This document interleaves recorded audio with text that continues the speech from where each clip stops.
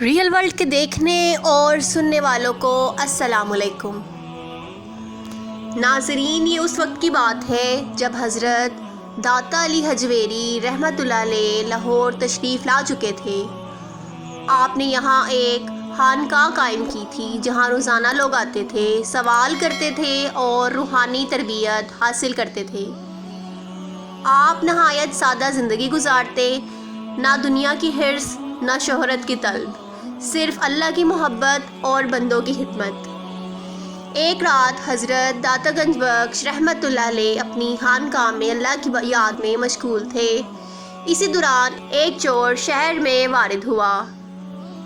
اسے خبر ملی کہ ایک بزرگ کی خانقاہ میں بڑی تعداد میں نذرانے آتے ہیں۔ چور نے دل میں سوچا، آج رات داتا علی حجویری کے حجرے میں داخل ہو کر کچھ قیمتی سامان چراؤں گا۔ رات کے پچھلے پہر چور دیوار پھلانگ کر خانقاہ میں داخل ہو گیا۔ اندر جا کر دیکھا تو حضرت داتا صاحب رحمۃ اللہ علیہ مراقبے کی حالت میں بیٹھے تھے۔ آنکھیں بند تھی، چہرہ نور سے جگمگا رہا تھا۔ چور آہستہ سے کمرے میں داخل ہوا، ادھر ادھر دیکھا مگر وہاں کچھ بھی قیمتی نظر نہ آیا۔ صرف ایک چٹائی تھی، ایک لوٹا اور چند پرانے کپڑے۔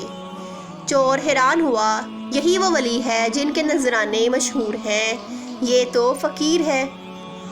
چور ابھی پلٹنے ہی والا تھا کہ حضرت داتا علی حجویری نے آنکھیں کھول دی اور بغیر چور کو دیکھے فرمایا، اے اللہ کے بندے، اگر مال چاہیے تو باہر بازار میں جا، اور اگر دل کا سکون اور رزق حلال چاہیے تو آ میرے پاس، میں تمہیں اللہ سے ملا دوں گا۔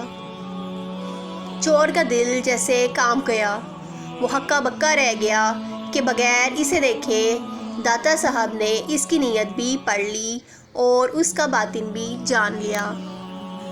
چور کی آنکھوں میں آنسو بہنے لگے۔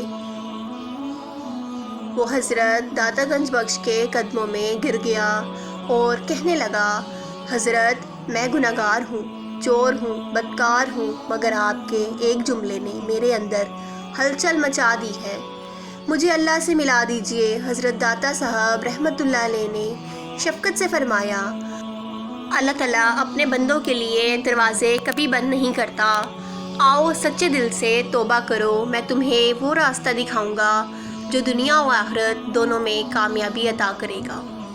اس چور نے اسی وقت سچے دل سے توبہ کی، آپ کی خدمت میں رہنے لگا اور رفتہ رفتہ ایک نیک اللہ والا انسان بن گیا۔